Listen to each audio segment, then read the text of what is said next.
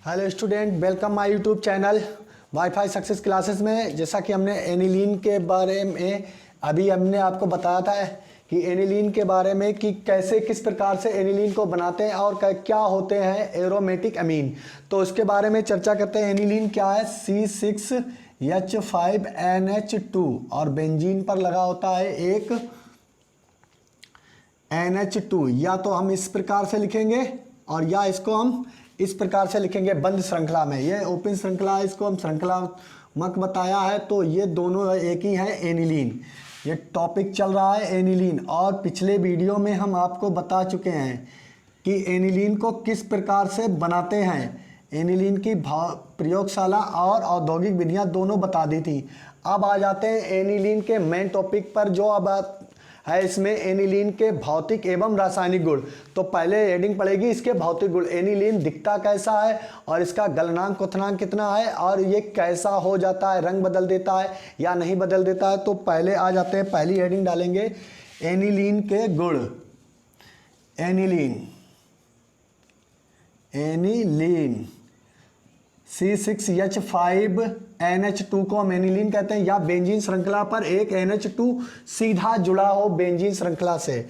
तो अब लिखेंगे C6H5NH2 के गुण। तो इसमें पहला आ जाएगा भौतिक गुण।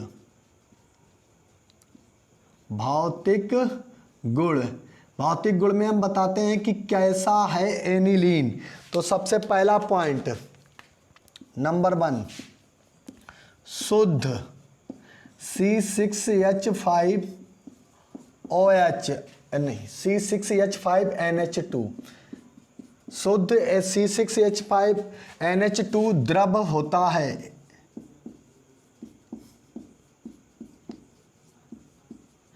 शुद्ध एनिलीन द्रव होता है जो वायु में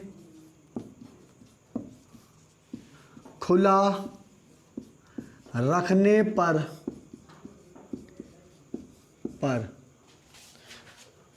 भूरे रंग का हो जाता है। भूरे रंग का हो जाता है। ये इसका पहला पॉइंट है। एनिलीन एक द्रव है जो वायु में खुला रखने पर भूरे रंग का हो जाता है। दूसरा पॉइंट, इसका क्वथनांक, इसका एक क्वथनांक 184 डिग्री सेंटीग्रेड होता है। ये इसका दूसरा पॉइंट हो गया कि एनिलीन को जब हम देखते हैं तो वो एक द्रव में दिखाई देता है, लेकिन जब इसको वायु में खुला रखते हैं तो वो भूरे रंग का हो जाता है। लेकिन इसका क्वथनांक 184 डिग्री सेंटीग्रेड होता है। तीसरा पॉइंट आ जाएगा, यह जल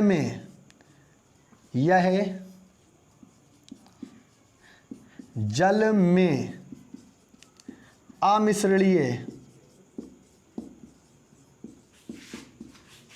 परंतु ईथर व अल्कोहल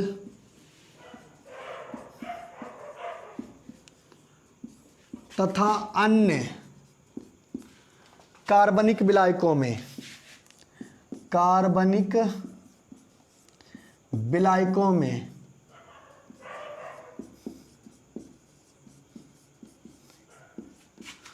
पूर्ण मिश्रीय है।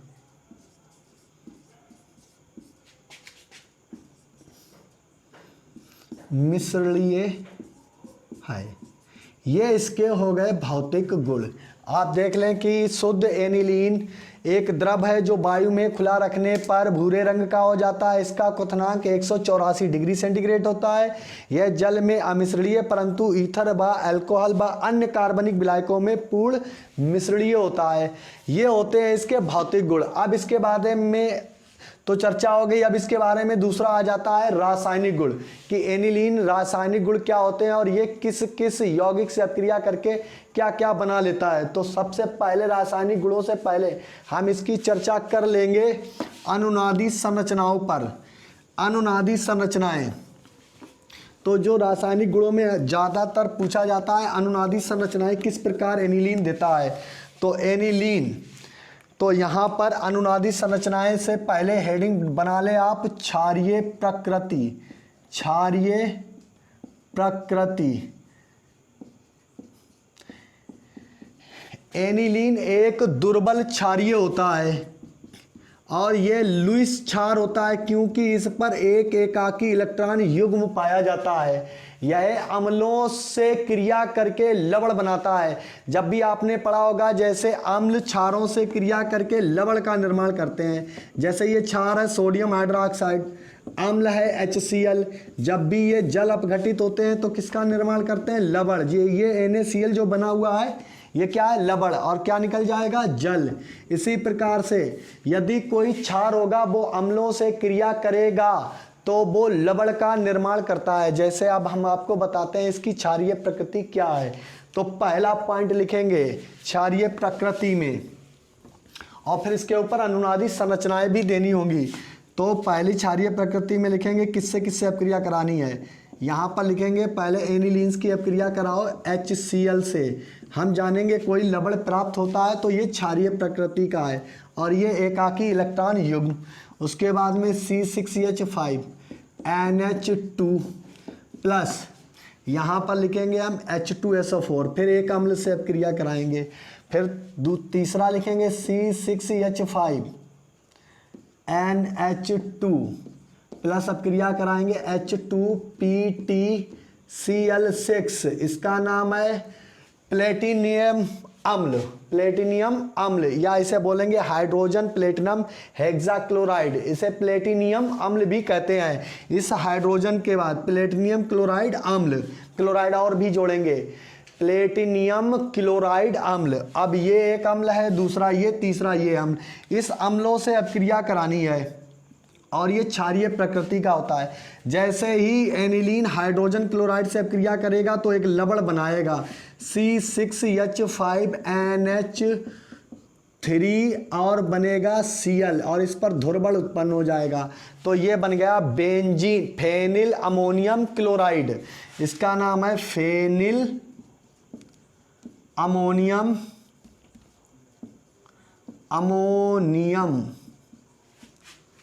क्लोराइड। ये एक भी बन गया इसका लवण। जब एनिलीन हाइड्रोजन क्लोराइड अम्ल से अपक्रिया करता है तो फेनिल अमोनियम क्लोराइड का लवण बनाता है। इसी प्रकार से यहाँ हाइड्रोजन की संयोजकता कितनी होती है? 2। अब सल्फर की संयोजकता होती है यहाँ 6।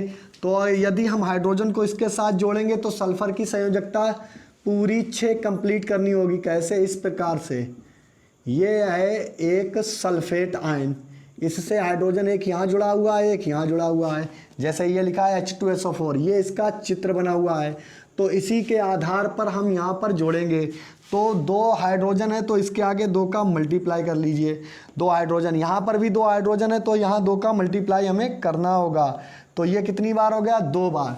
तो इसे लिखेंगे C6H5NH2 का होल ट्वाइज और लिखेंगे इंटू H2SO4। अब इसका नाम हम लिखेंगे एनिलीन, क्योंकि एनिलीन मिटा नहीं है, यहाँ पर अमोनियम में बदल गया था तो इसका नाम है एनिलीन हाइड्रोजन सल्फेट। और ये भी एक लवण है। क्या है? लवण। जब, अब बोलेंगे जब एनिलीन हाइड्रोजन सल्फेट से अपक्रिया करता है तो एनिलीन हाइड्रोजन सल्फेट का लवण बनाता है, क्योंकि ये एक क्षार है और एक लुईस क्षार है, दुर्बल प्रकृति का लुईस क्षार है। इसलिए है क्योंकि इस पर एक एकाकी इलेक्ट्रॉन युग्म उपस्थित होता है। ऐसे यौगिक जिन पर एकाकी इलेक्ट्रॉन युग्म पाया जाता है, लुईस अवधारणा के अनुसार वे सभी यौगिक एक क्षारीय प्रकृति के होते हैं, उनमें क्षारीय गुण पाए जाते हैं।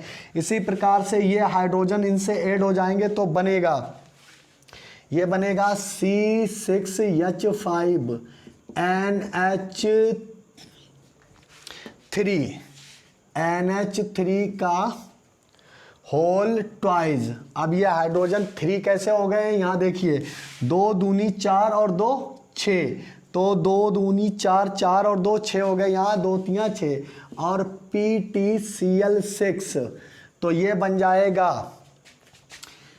Phenyl ammonium. इसका नाम बोलेंगे फेनिल अमोनियम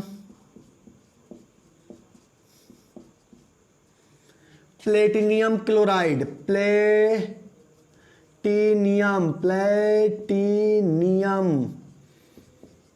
क्लोराइड। अब क्लोराइड को यहां लिख देते हैं क्लोराइड। अब ये एक लवण बन गया है कि फेनिल अमोनियम क्लोराइड का एक लवण है। ये जब क्षारीय प्रकृति दिखाता है, जब अम्लों से क्रिया करता है तो लवणों का निर्माण करता है। अम्ल क्षारों से क्रिया करके लवण का निर्माण करते हैं। ये हो गई इसकी क्षारीय प्रकृति।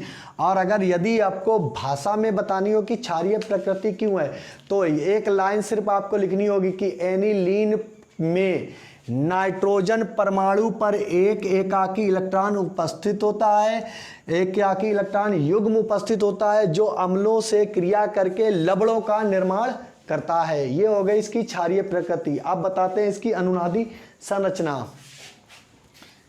अनुनादी संरचना,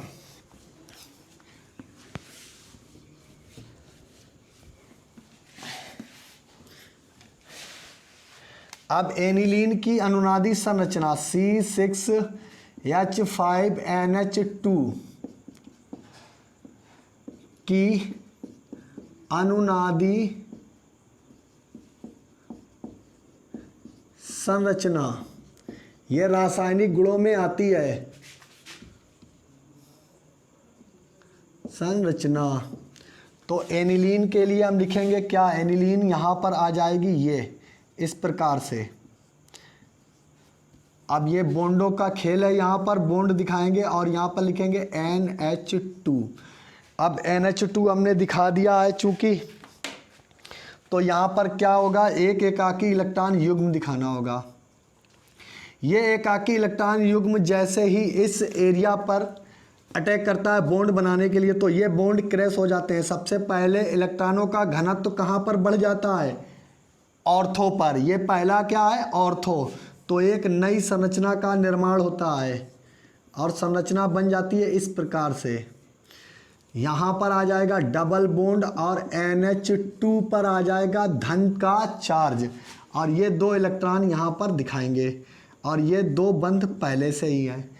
जैसे ही ये इलेक्ट्रॉन बंध बनाने के लिए आकर्षित होता है इस एरिया में, इस स्थान पर, और ये बंध क्रैश हो जाता है क्योंकि संयोजकता हमेशा कार्बन की कितनी रहनी चाहिए, 4।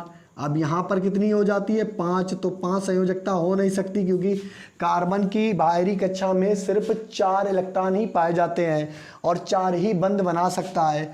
तो यहाँ पर देखिए 2, 3 और ये चौथी बनाने के लिए आएगा, तो चौथी संयोजकता हो नहीं सकती है, तो यहाँ पर आगे आ जाएंगे तो एक नई संरचना बनेगी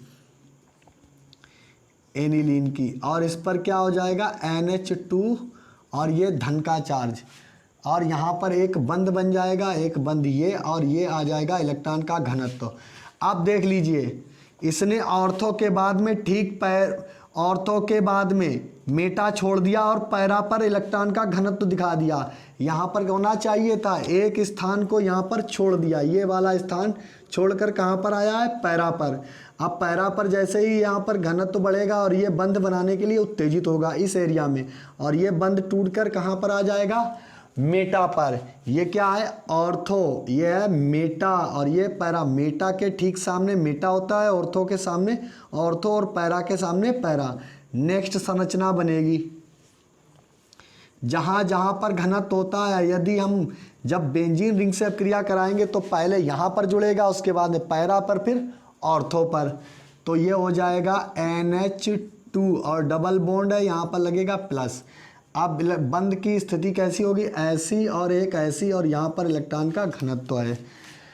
जब मेटा पर घनत्व है तो ये भी बंध बनाने के लिए उत्तेजित होगा, और जैसे ही यहाँ पर ये बंध बनाएगा संयोजकता हो जाएंगी 2 और 2 4 और 1 ये 5, तो ये बंध क्रैश हो जाएंगे, इलेक्ट्रॉन यहाँ आ जाएंगे और अनुनादी संरचना कंप्लीट हो जाएगी। बंधों की स्थिति चेंज करना ही अनुनादी संरचना का क्रिया कहलाती है। अब ये यहाँ पर NH2 और 2 इलेक्ट्रॉन पेयर, बंध कहाँ पर बना, एक यहाँ और एक यहाँ। पहले बंधों की स्थिति कहाँ पर थी, यहाँ पर, अब इसमें कहाँ हो गई, यहाँ, ये यहाँ की बजाय इस जगह पर आ गए।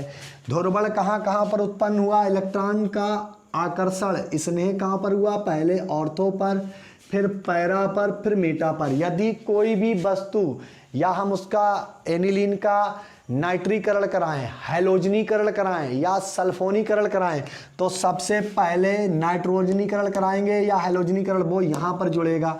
फिर उसके बाद में जुड़ने के चांस होंगे पैरा पर, फिर उसके पास जुड़ने के चांस होंगे कहाँ, मेटा पर। तो पहले आर्थो, पैरा और मेटा, ये अपक्रियाएं हैं। जहां पर इलेक्ट्रॉनों का घनत्व बढ़ जाता है वहां पर इलेक्ट्रॉन स्नेही अभिक्रियाएं जैसे नाइट्रीकरण, सल्फोनीकरण और हैलोजनीकरण अभिक्रियाएं संपन्न होती हैं। ये होती है एनिलीन की अनुनादी संरचनाएं।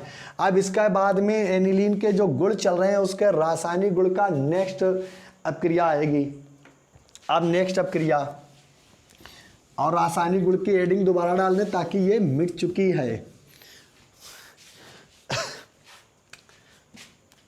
रासायनिक गुण, तो इसकी दूसरी हेडिंग होगी एल्कीलीकरण,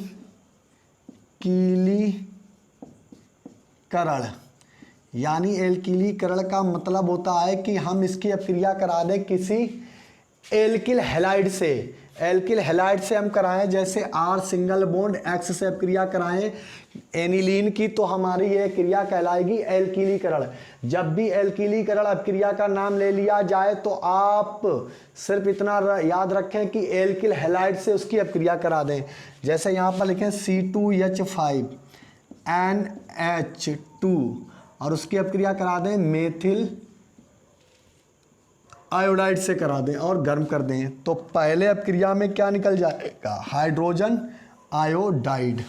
हाइड्रोजन आयोडाइड निकल जाएगा और ये C6 है। यहाँ पर C2H5 लिख दिया था, ये C6 है क्योंकि एनिलीन है ना कि एथिल अमीन।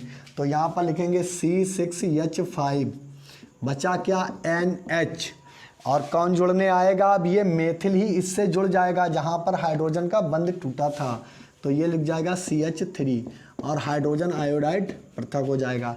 ये नाइट्रोजन से मेथिल जुड़ा है तो इसका नाम लिखेंगे N मेथिल,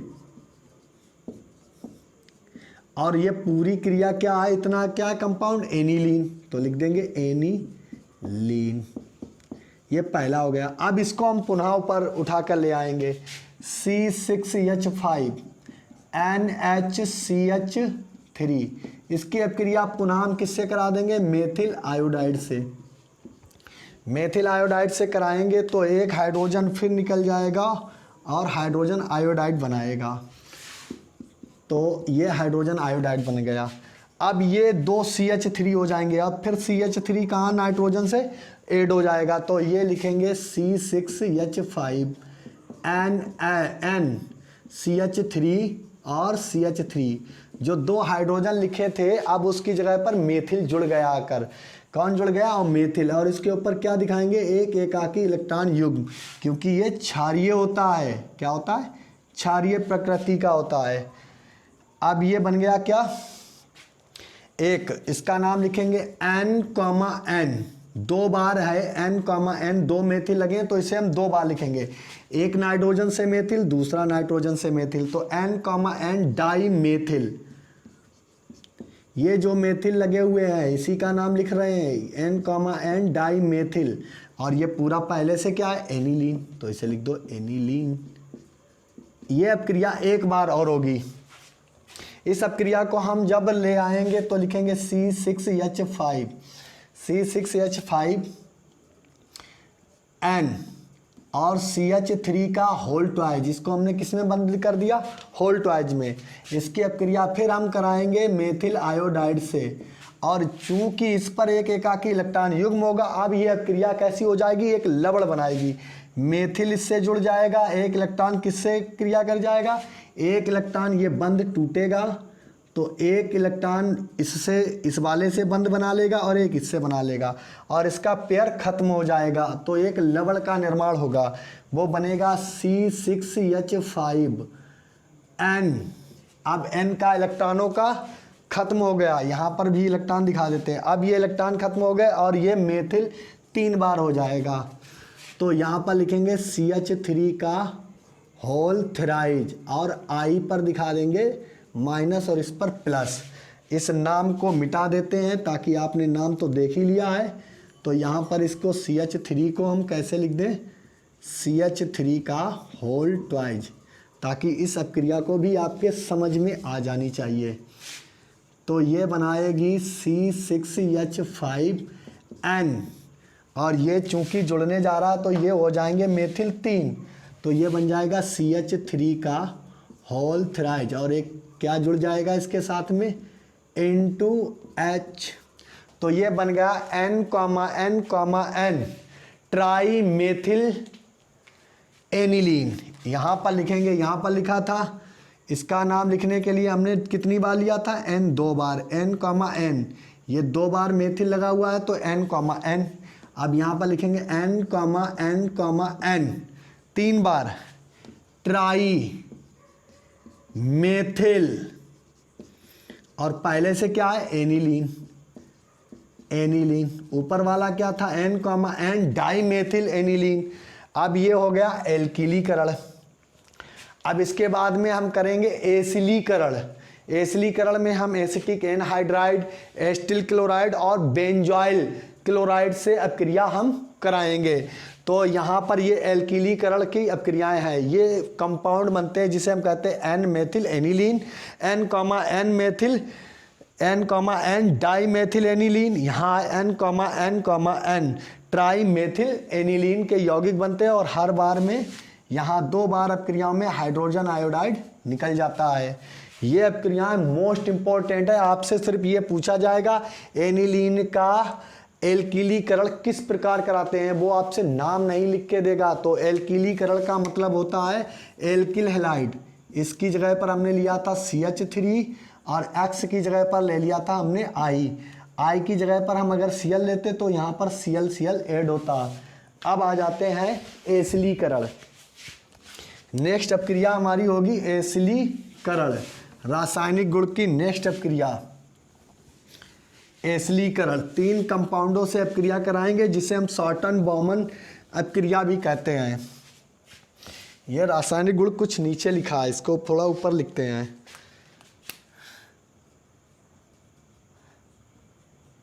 निक गुण आप कराएंगे एसिलीकरण,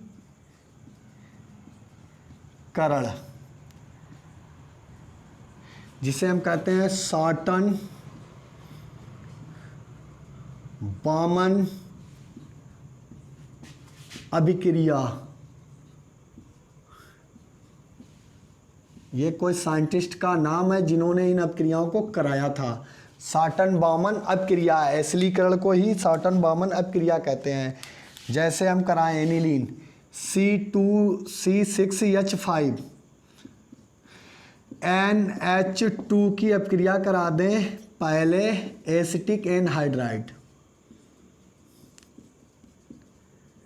ये एसिटिक एनहाइड्राइड हो गया पहला कंपाउंड।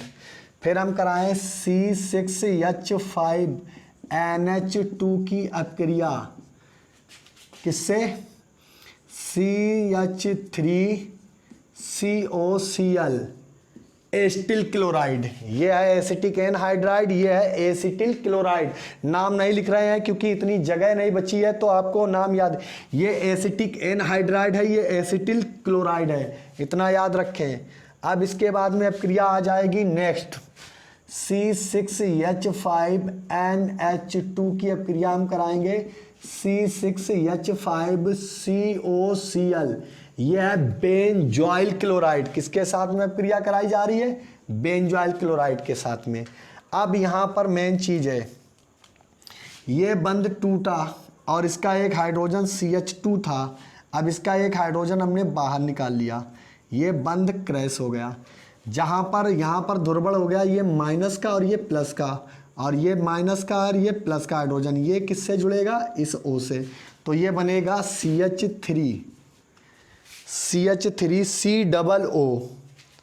COO और ये हाइड्रोजन जुड़ गया, तो ये बन गया एसिटिक अम्ल। शेष क्या बचा है, C6H5NH। तो लिखेंगे हम C6H5NH, थोड़ा अंदर को लिखते हैं, लंबी अपक्रिया लिखना NH। शेष क्या बचा है, CH3CO, तो जहाँ से बंध टूटा वहीं से लिखेंगे COCH3, इसका नाम होता है, अब इसको थोड़ा बढ़ाकर लिख देते हैं, ये साफ नहीं दिखेगा, COCH3 प्लस CH3COOH, ये पहले ही निकाल दिया था। इसका नाम होता है एसीटेनिलाइड। अब तीनों अपक्रियाओं में यही कंपाउंड बनेगा। जब एनिलीन, ये हाइड्रोजन यहाँ पर निकाल दिया था बाहर, जब एनिलीन एसिटिक एनहाइड्राइड से क्रिया करता है तो एसिटेनिलाइड बनता है और एसिटिक अम्ल पृथक हो जाता है। अब यहाँ पर क्या होगा, इसका एक HCl ये निकल जाएगा, और यहीं पर बंध टूटा, जैसा ये बंध जहाँ से टूटा वहीं से जोड़ देते हैं, तो ये लिखेगा C6H5NH। NH बच्चा क्योंकि 2 हाइड्रोजन थे पहले से, और ये क्या हो जाएगा COCH3। देखो सेम फार्मूला है, ये भी एसिटेनिलाइड बन गया, और क्या इसमें निकला HCl। इसी प्रकार से यहाँ पर भी ये HCl यहाँ निकल जाएगा, लेकिन यहाँ बेंजीन लिखा हुआ है, तो ये बन जाएगा C6H5NH C6H5। अब यहाँ पर बेंजीन जुड़ गया, इसका नाम है बेंजेनिलाइड, बेंजेनिलाइड, क्योंकि एनिलाइड से आ रहा है, बेंजेनिलाइड बन गया, और यहाँ पर भी क्या निकल गया HCl। ये कहलाती हैं शॉर्टन बॉमन अभिक्रियाएं। जब एनिलीन को एसिटिक एनहाइड्राइड, एस्टिल क्लोराइड और बेंजॉइल क्लोराइड के साथ गर्म करते हैं, तो जब इन दोनों कंपाउंड को एसिटिक एनहाइड्राइड और एस्टिल क्लोराइड को गर्म करते हैं तो एसिटेनिलाइड बनता है। एसिटिक एनहाइड्राइड वाले में एक एसिटिक अम्ल अवश्य बनता है, जब भी कोई क्रिया होगी तो एसिटिक अम्ल जरूर बनता है, और इसमें HCl बनता है। दोनों कंपाउंडों में एसिटेनिलाइड प्राप्त होता है, लेकिन जब एनिलीन की अपक्रिया बेंजॉइल क्लोराइड से होती है तो बेंजेनिलाइड बनता है, क्योंकि एसिटिक की जगह पे कौन आ जाता है, बेंजीन, और HCl पृथक हो जाता है। ये अपक्रियाएं कहलाती हैं एसिलीकरण, जो अपक्रियाएं दी थी शॉर्टन बॉमन ने। इन अपक्रियाओं को कहते हैं हम शॉर्टन बॉमन अभिक्रिया। अब आ जाती है नेक्स्ट अपक्रिया, ये मोस्ट इंपॉर्टेंट अपक्रियाएं आपको करा रहे हैं, इनको याद करके चलें और करना सीखें। कोई भी परेशानी होती है तो हमें कमेंट बॉक्स में कमेंट करके बताएं, और क्या इसमें दिक्कत आपको आ रही है। तो चलिए अपनी नेक्स्ट अपक्रिया पर चलते हैं। नेक्स्ट अपक्रिया होगी कार्बिल अमीन अपक्रिया। एनिलीन की अपक्रिया हम कराएंगे कार्बिल अमीन के साथ में। कार्बिल अमीन में ये जरूरी नहीं है कि हमने एक तरीके से करा दी, ऐसा नहीं होता है। तो यहाँ पर लिखेंगे कार्बिल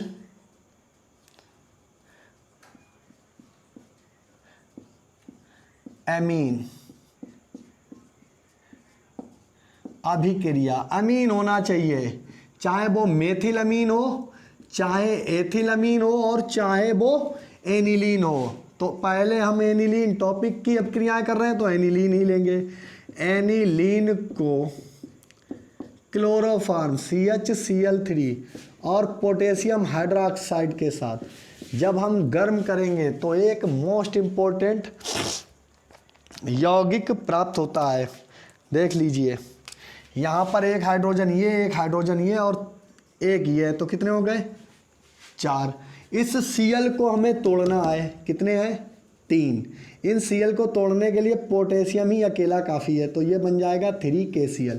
पहले इसको निकाल दीजिए 3KCl, और हर बार ऐसी ही होती है, सिर्फ ये हिस्सा बदल जाता है। यहाँ पर CH3 हो सकता है, यहाँ पर क्या हो सकता है C2H5 हो सकता है।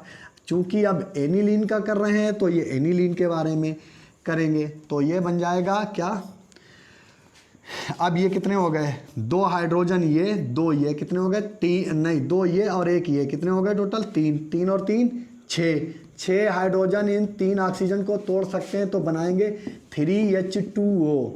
3 दूनी 6 और 3 ऑक्सीजन है, देख लीजिए 2 और 1 3, 3 और 3 6 और 3 ऑक्सीजन को तोड़ दिया। अब ये सब खत्म हो गया, ये भी चला गया, ये हाइड्रोजन अब बचा है कितना यहाँ तक, तो इसे लिखेंगे C6H5N और इससे जुड़ने के लिए कौन बचा, केवल C, तो इसे हम कहते हैं phenyl isocyanide. Phenyl isocyanide, cyanide, ये अब क्रिया हो गई। जब एनिलीन को क्लोरोफॉर्म और पोटेशियम हाइड्रोक्साइड के साथ गर्म करते हैं तो क्या क्या बनता है, फेनिल आइसोसाइनाइड और पोटेशियम क्लोराइड बनता है, लेकिन मुख्य यौगिक केवल फेनिल आइसोसाइनाइड है और जल अपघटित हो जाता है। ये अपक्रियाएं हो गई किसकी, कार्बिल अमीन अपक्रिया। अब कार्बिल अमीन अपक्रिया के बाद में हम कराएंगे एल्डिहाइड से अपक्रिया।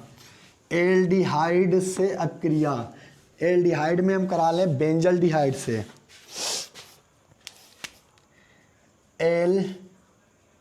एल्डिहाइड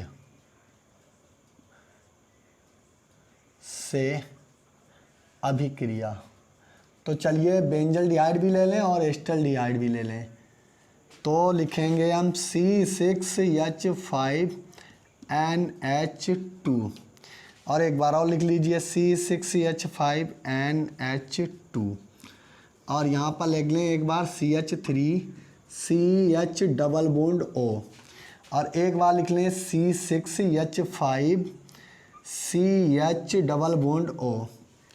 इसका नाम है एसिटल्डिहाइड और इसका नाम है बेंजल्डिहाइड। इसमें बेंजीन लगी और इसमें एसिटिक लगा हुआ है, तो ये बेंजल्डिहाइड हो गया और ये एसिटल्डिहाइड हो गया। अब दोनों को गर्म करेंगे, ये है कि क्या चीज़, एस्टल्डिहाइड, एसिटल्डिहाइड लिख देते हैं आपको और यहाँ पर लिखेंगे बेंजल डिहाइड। अब ये बेंजल्डिहाइड बन गया। अब यहाँ पर करना कुछ नहीं है, ये 2 हाइड्रोजन हैं, इन 2 हाइड्रोजनों को इस ऑक्सीजन के साथ में गर्म कर निकाल देना है, जल बन जाएगा और जो शेष बचा उसे जोड़ दीजिए। तो पहले लिखेंगे CH3CH2 डबल बॉन्ड और यहाँ पर क्या बचा C6H5। ये देखिए N बचा हुआ है, इस N को हमने किससे जोड़ दिया, बेंजीन से। ये CH3CH बचा हुआ था उसको पहले लिखा, तो इतने को बोलेंगे एथिलीडीन, इतने को हम क्या बोलेंगे, एथिलीडीन, एथिलीडीन और बीच में डैश लगाएंगे और ये है एनिलीन, एनिलीन। अब यहाँ पर देख लीजिए ऐसे ही ये 2 हाइड्रोजन इसकी ऑक्सीजन को लिए जाएंगे तो ये भी बन जाएगा क्या, और यहाँ पर लिख देते हैं H2O और यहाँ पर भी क्या बन जाएगा, H2O। अब लिखेंगे हम अपक्रिया को, क्या बचा है C6H5CH, लिखिए C6H5CH डबल बंद। अब क्या बचा N C6H5, N single bond C6H5।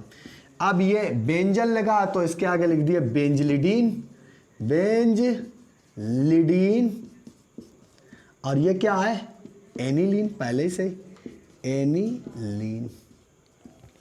ये हो गया बेंजलिडीन एनिलीन और ये क्या था, एथिलीडीन एनिलीन। बीच में डैश लगा देते हैं। जब एल्डिहाइडों से एथिल अमीन अपक्रिया करता है, नहीं सॉरी एनिलीन, जब एल्डिहाइडों से एनिलीन अपक्रिया करता है तो लिडीन, एथिलीडीन, अगर एस्टल्डिहाइड से अपक्रिया करता है तो एथिलीडीन एनिलीन का अम्ल लवण बनाता है और जल पृथक हो जाता है। जब बेंजल्डिहाइड से अपक्रिया करता है तो बेंजलिडीन एनिलीन का लवण बनाता है और जल पृथक हो जाता है।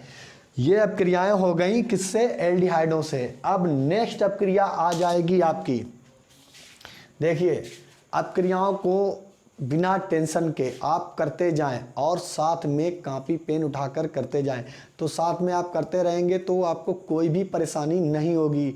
अन्यथा आप अपक्रियाएं आज सीखेंगे कल भूल जाएंगे, ऐसा नहीं करना है। तो आप अपक्रिया को क्या करें, साथ में चले हमारे साथ और एक पेन लेकर बैठे, कॉपी लेकर बैठे, नोट्स बनाएं और अपक्रिया को पॉइंट टू पॉइंट मेरे साथ में करते रहें, तो आपके एकदम स्थायी हो जाएगी, माइंड के उस हिस्से में चली जाएगी जहाँ से आपकी जल्दी से निकलेगी नहीं। यदि आप रिवीजन कर लेंगे तो पहले एक बार सीखें, उसके बाद में तुरंत रिवीजन करें। फिर अनसॉल्व पेपर उठाएं और उसको हल करके देखें, कोई भी अपक्रिया आपकी दी जाए उसको करें। यदि नहीं होती है तो फिर वीडियो में ढूंढें और उसको फिर करके देखें, एक बार देखें फिर उसको करके देखें, फिर वो आपका ज्ञान स्थायी हो जाएगा। ज़्यादा होपलेस होने की ज़रूरत नहीं है, टेंशन नहीं है। अपक्रियाएँ इतनी ईजी होती हैं कि आपको ज़्यादा टेंशन लेने की नहीं है। यहाँ पर अपक्रियाएँ हम इतनी आसानी से आपको बताते हैं कि आपकी कोई भी अपक्रिया, कैसी भी अपक्रिया हो जो इंटरमीडिएट आपके सिलेबस में आपके लेवल की है, वो एक भी छूट नहीं सकती है। एब भी बता देते हैं आपके लिए। तो आप चलिए अब नेक्स्ट अपक्रिया से कार्बन डाइसल्फाइड से अपक्रिया, कार्बन डाइसल्फाइड से अपक्रिया।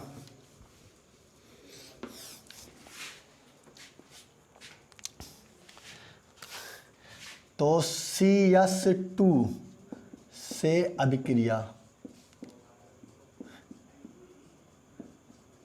CS2 से अपक्रिया कराएंगे तो हम लिखेंगे C6H5NH2 और CS2 लिखेंगे। यहाँ पर H2S बनेगा लेकिन बेकार हो जाएगा, लेकिन हम इसको क्या लिखेंगे, 2 बार ले लेंगे। हमें ऐसा यौगिक बनाना है कि हम यहाँ पर H2S ले सकते हैं, लेकिन यहाँ पर कोई ऐसा यौगिक नहीं बन रहा है जिससे हम कुछ बना लें। तो ऐसे यौगिक के लिए ना बनाकर तो हम क्या करें, और जो पिछली अपक्रियाएं हुई थी उसमें एक, चलो कोई बात नहीं है, यहाँ पर NH2 ले लिया। अब इसको हम गर्म करेंगे किसके साथ, कार्बन डाइसल्फाइड। इस प्रकार से लिखें, ये CS2 लिखा, ये भी CS2 ही लिखा है, क्योंकि कार्बन की संयोजकता होती है 4, चारों दिखा दी, और सल्फर की 2 संयोजकताओं से इसे घेर दिया है। तो यहाँ पर हम क्या करेंगे, एक हाइड्रोजन इसका निकाल लें, तो यहाँ पर सिंगल बॉन्ड H और सिंगल बॉन्ड H कर लें। H2 ही लिखा है, ये C6H5 और NH2 ही लिखा है, तो ये क्या बन जाएगा, H2S। और इसको हम गर्म कर देंगे। जब हम एनिलीन में कार्बन डाइसल्फाइड प्रवाहित कराते हैं तो हमें प्राप्त होता है C6H5NH और ये C6H5NH, और यहाँ पर जुड़ेगा कौन, कार्बन, क्योंकि 2 बंद टूटे और 2 यहाँ टूटे हैं। आधा बंद इससे जुड़ जाएगा, आधा इससे जुड़ जाएगा, तो ये बन जाएगा C डबल बॉन्ड S। इसका नाम ही तो मेन है, ये कई बार अपक्रिया पूछी गई, मोस्ट इम्पोर्टेंट। इसे कहते हैं थायो, क्योंकि ये यस लगा है, ये थायो बना देता है, थायो। और ये क्या है, फेनिल। तो फेनिल नहीं डाई नहीं बोलेंगे, क्योंकि यहाँ पर कुछ भी, अगर यहाँ पर H2 लग जाता तो ये यूरिया जैसा है, क्योंकि यह यूरिया का फार्मूला होता है NH2CO NH2। अब इस O की जगह पर कौन आ गया, S। एक हाइड्रोजन टूटा तो यहाँ पर क्या जुड़ गई, बेंजीन। इधर भी एक हाइड्रोजन कम है, इधर क्या जुड़ गया, बेंजीन। तो दोनों जगह पर क्या जुड़ा हुआ है, बेंजीन जुड़ी हुई है, तो इसे थायोफेनिल यूरिया बोलेंगे। ये थायोफेनिल यूरिया बन गई, और गैस कौन सी निकल गई, H2S उड़ गई, हाइड्रोजन सल्फाइड गैस उड़ जाती है। जब हम कार्बन डाइसल्फाइड की अपक्रिया कार्बन डाइसल्फाइड की अपक्रिया एनिलीन के 2 अणुओं के साथ कराते हैं, थायोफेनिल यूरिया बनता है और हाइड्रोजन सल्फाइड गैस मुक्त हो जाती है। ये अपक्रिया हो गई आपके लिए। अब नेक्स्ट अपक्रिया पर चलेंगे।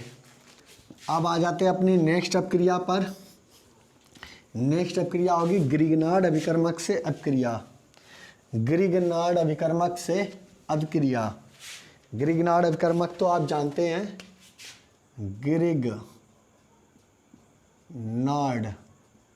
अभिकर्मक। हमने आपको पिछले वीडियो में बताया था कि जब भी ग्रिगनार्ड अभिकर्मक दो रूपों से, दो यौगिकों से अपक्रिया, या तो हाइड्रोजन युक्त हो यौगिक या कार्बोनिल युक्त हो।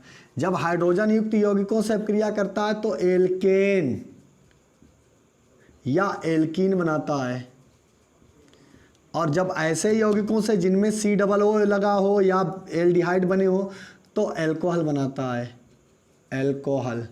अब आपको डिसाइड करना है कि हमें क्या बनना है इसमें। क्या ग्रिगनार्ड अभिकर्मक, सॉरी यहाँ पर अपक्रिया लिख दी, ग्रिगनार्ड अभिकर्मक से अभिक्रिया, तो ग्रिगनार्ड अभिकर्मक होता है जिसे हम बोलते हैं RMgX।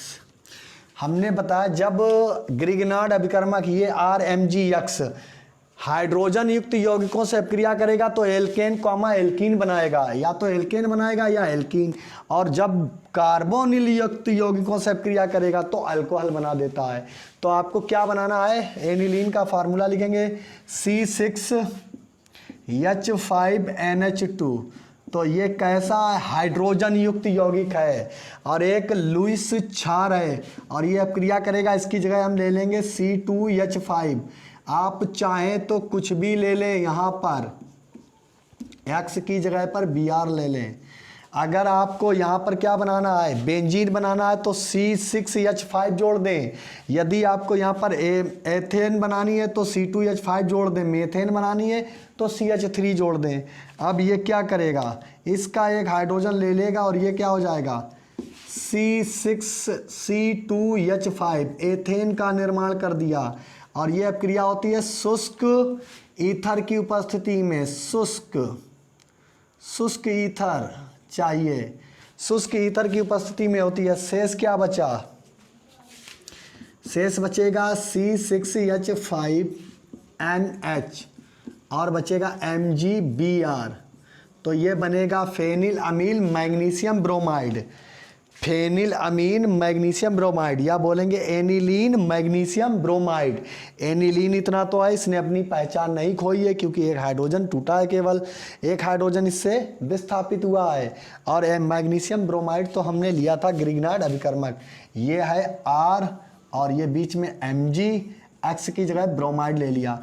यदि आप यहाँ पर C6H5 ले लेंगे तो ये बेंजीन बन जाएगी, देख लीजिए C6H5 ये बेंजीन सॉरी C6H6 बन जाएगी, यहाँ पर 5 नहीं लगाएंगे 6, और C2H6 लिख देंगे तो ये एथेन बन गई। क्या बन गई, एथेन। अगर यहाँ पर CH3 ले लें तो ये मेथेन बन जाएगी, और हमने बनाया क्या है, मेथेन। ये बन गई आपकी अपक्रिया। अब इसके बाद में आ जाएगा इसका ऑक्सीकरण। अब हम कराएंगे ऑक्सीकरण और पैराक्विनोन बनेगा। ये अपक्रियाएं कई बार आपसे पूछी गई हैं और ग्रिगनार्ड अपकर्मक के लिए आप याद रखेंगे। हाइड्रोजन युक्त यौगिक है तो एल्केन या एल्कीन बनाता है, और जब वो कार्बोनिल समूह से अपक्रिया करता है जैसे एस्टल्डिहाइड, मिल गया कार्बोनिल समूह, या एसिटिक अम्ल, तो इनसे अपक्रिया करके बनाता है क्या, अल्कोहल। तो आपको याद रखना होगा जब भी कार्बोनिल युक्त यौगिकों से अपक्रिया करेगा तो अल्कोहल बना देगा, चाहे वो एस्टल्डिहाइड हो, चाहे वो फॉर्मल्डिहाइड हो, चाहे वो प्रोपेनल्डिहाइड हो, तो ये अपक्रिया बनाता है। अब आ गई नेक्स्ट अपक्रिया, ऑक्सीकरण। चलिए आ जाते हैं, अब बड़ी सी बेंजीन बनाते हैं ताकि आपके समझ में आ जाए, और यहाँ पर लगाते NH2।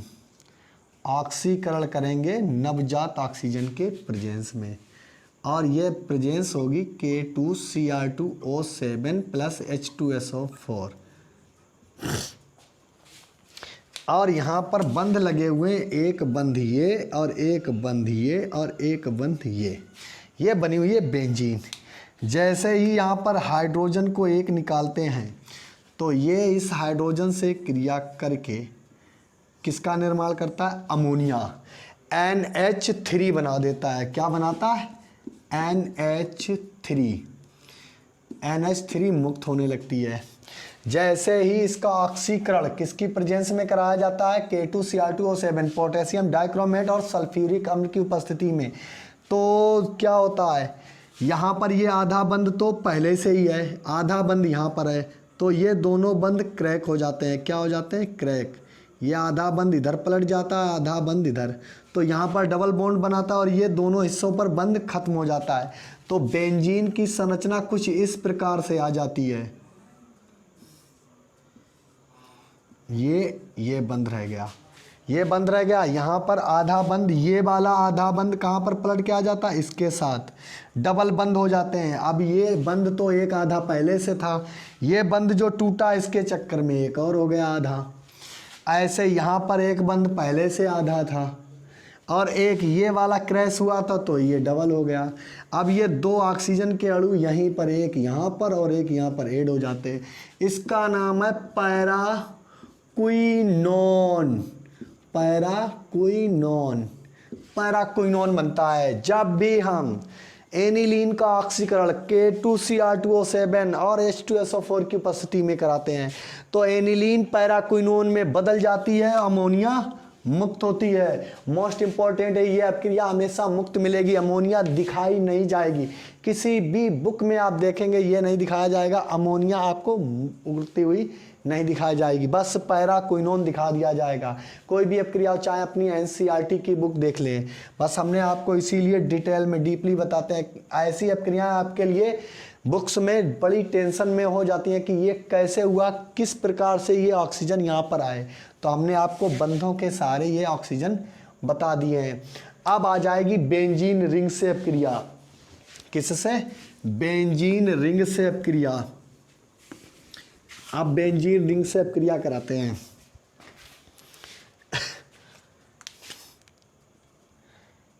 बेंजीन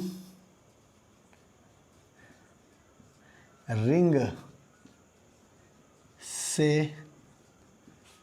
अभिक्रियाएं, 3 अभिक्रियाएं कराएंगे केवल, अभिक्रियाएं। तो सबसे पहले हम लिखेंगे हैलोजनीकरण।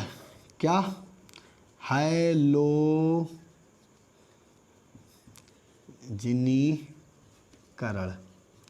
तो हैलोजनीकरण में ब्रोमीन से अभिक्रिया करा देंगे। ये NH2 है, इसकी अभिक्रिया कराएंगे ब्रोमीन के साथ। ब्रोमीन के साथ अभिक्रिया करा दें तो हैलोजनीकरण क्या होगा, आर्थो या पैरा, कहाँ पर ध्रुवण हुआ था अनुनाद में, इसी वीडियो में कहाँ पर ध्रुवण उत्पन्न हुआ था, आर्थो या पैरा। या तो यहाँ से हाइड्रोजन निकालेंगे, यहाँ से, तो क्या निकल जाएगा, HBr। तो ये एक नया यौगिक बनाएगा जिसका नाम है Br। यहाँ पर क्या लग जाएगा, जो शेष ब्रोमीन बचा है वो इसी बंध पर ऐड हो जाएगा। तभी कोई चीज़ यहाँ पर लग सकती है बेंजीन में, जब यहाँ का एक हाइड्रोजन मुक्त हो जाए या विस्थापित हो जाए। विस्थापित किसने किया, ब्रोमीन ने, और इसको हमने गर्म कर दिया, हाइड्रोजन ब्रोमाइड निकल गया। आर्थो या पैरा, ये पैरा पर भी लग सकता है, आर्थो या पैरा, NH2, यहाँ पर ब्रोमीन लग सकता है, आर्थो या पैरा ब्रोमो एनिलीन बन सकती है। तो जब भी हम एनिलीन का हैलोजनीकरण या बेंजीन रिंग से अभिक्रिया कराएंगे तो आर्थो या पैरा ब्रोमो एनिलीन प्राप्त होती है। ज़्यादातर अगर कोई भी अभिक्रिया कराएंगे तो 60 से 65% ये वाला ऑर्थो वाला प्राप्त होगा और 30 से 35% क्या प्राप्त होगा, पैरा वाला। तो ये दोनों कंपाउंड बनने के चांस होते हैं, ज़्यादातर तो बनता यही है, उसके बाद में ये भी बनता है, तो दोनों ही बताए जाते हैं। आप दोनों ही लिखेंगे कि जब भी हम एनिलीन का हैलोजनीकरण, चाहे वो क्लोरीन, ब्रोमीन, फ्लोरीन किसी के साथ में कराए, तो हमारा ऑर्थो या para bromo aniline, chloro aniline और फ्लोरो एनिलीन या आइडो एनिलीन बनता है। अब इसके बाद में आ जाएगा नाइट्रीकरण। नाइट्रीकरण, अब हमें नाइट्रीकरण कराना है। नाइट्रीकरण में 2 ही हैं। नाइट्रीकरण के लिए सबसे पहले है कि यदि हम नाइट्रीकरण HNNH2। यदि हम HNO2 की अपक्रिया HNO3 की अपक्रिया एस्टिल क्लोराइड के साथ कराते हैं तो पैरा, केवल पैरा ही क्या मिलेंगे हमें, एनिलीन, पैरा नाइट्रो एनिलीन प्राप्त होगा। तो यहाँ पर ये हाइड्रोजन क्या बना देंगे, H2O, माइनस का क्या निकल जाएगा, H2O, अब बचा क्या, NO2, तो मिलेगा हमें क्या, para, NH2 para nitro aniline. यदि यह अपक्रिया हम किसकी उपस्थिति में करा दें, H2SO4 की उपस्थिति में, एक हो चुकी है ये, तो हमें क्या मिलेगा, ऑर्थो, हाइड्रोजन यहाँ से निकालेंगे, तब हमें पैरा से कुछ भी नहीं निकालना होगा, तो हाइड्रोजन यहाँ से निकालेंगे, यहीं पर दुर्बल होगा और ये क्या बनाएगा, H2O, तब ये नाइट्रो यहाँ नहीं लग के यहाँ पर लगेगा। दोनों अपक्रियाओं का मतलब समझ लें, जब अपक्रिया किससे कराई जाएगी, CH3COCl की उपस्थिति में नाइट्रीकरण कराएंगे तो हमें प्राप्त होगा पैरा नाइट्रो एनिलीन, तब ये नाइट्रो यहाँ पर नहीं लगा होगा। अब हम चूंकि H2SO4 की उपस्थिति में कराएंगे तो हमें प्राप्त होगा ऑर्थो नाइट्रो एनिलीन। अब आप दोनों अपक्रियाओं को समझ चुके हैं। जब एस्टिल क्लोराइड की उपस्थिति में कराएंगे तो नाइट्रो यहाँ पैरा पर लगेगा, जब H2SO4 की उपस्थिति में कराएंगे तो ऑर्थो पर लगेगा। तो दोनों अपक्रियाएं आप समझ चुके होंगे। अब इसके बाद में लास्ट अपक्रिया रह जाती है सल्फोनीकरण। सल्फोनीकरण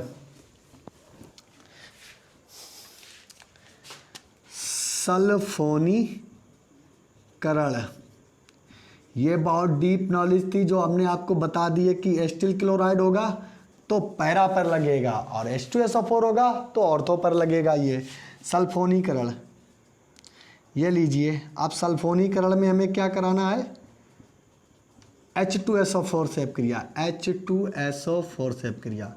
और ये चूंकि बहुत हाई पावर का एक अच्छा अम्ल होता है तो इसकी अपक्रिया हम क्या कराएंगे, यहाँ से एक हाइड्रोजन ले लेंगे, तो यहाँ पर एक हाइड्रोजन और इसका एक ऑक्सीजन मिलकर क्या बना देगा, H2O।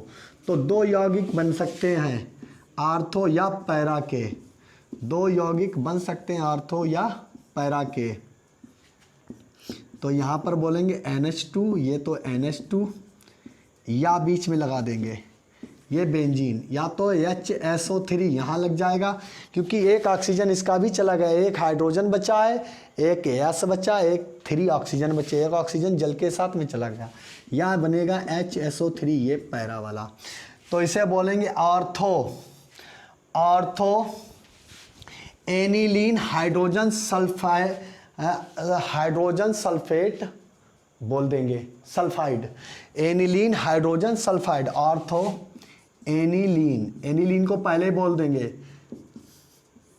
या बोलेंगे ऑर्थो एनिलीन सल्फोनिक अम्ल, क्या बोलेंगे, सल्फोनिक अम्ल।